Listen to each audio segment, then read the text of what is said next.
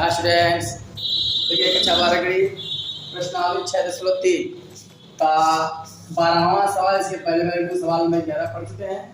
इसमें भी सेम वही, केवल प्रवणता वहाँ 1 दिया था, यहाँ प्रवणता 0 दिया, वहाँ प्रवणता शायद 2 दिया था, इसमें 0 दे दिया है। वाली सभी रेखाओं का समीकरण ज्ञात कीजिए।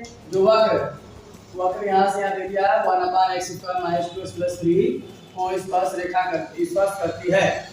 देखिए हमने इसको यहाँ दर्शा दिया, प्रवणता को 0 दिया है, उसको हम dy/dx बोलते हैं, ये बराबर m भी बोलते हैं, उसी का मान 0 दिया है। तो हमने वक्र को उतार लिया और इसको समीकरण पहला मान लिया। इसी को x के सापेक्ष अवकलन करने पर इसके लिए dy/dx, इस पूरे के लिए dy/dx देखिए। ठीक, अब हमने जानता हूं इस पूरे को मान लेते हैं x, पूरे को मान लेते हैं। देखिए इस पूरे के x मान लेते हैं तो 1/x का होता है -1/2। इस पूरे के x मान लेते हैं, पहले -1/x² होगा, जिसको मानते हैं उसको दोबारा अवकलन करते हैं। अब दोबारा अवकलन करते हैं तो डिवाइडेड लगा देते हैं। अब इसका मान यहाँ पर दे दिया है 0, हमने दिया 0।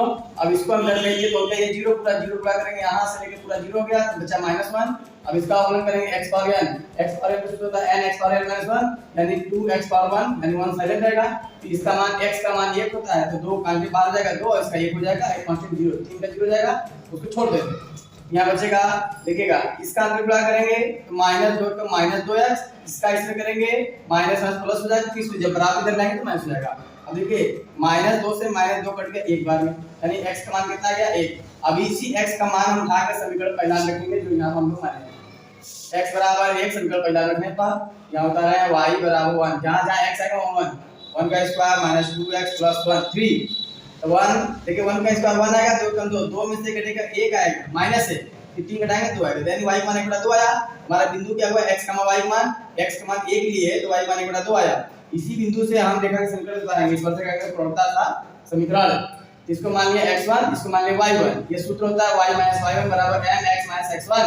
y उतार दिए, y1 ये 1/2 लिख दिए बराबर m का मान यहाँ पर 0 दिया है, 0 रख दिए, इसका मान x - 1।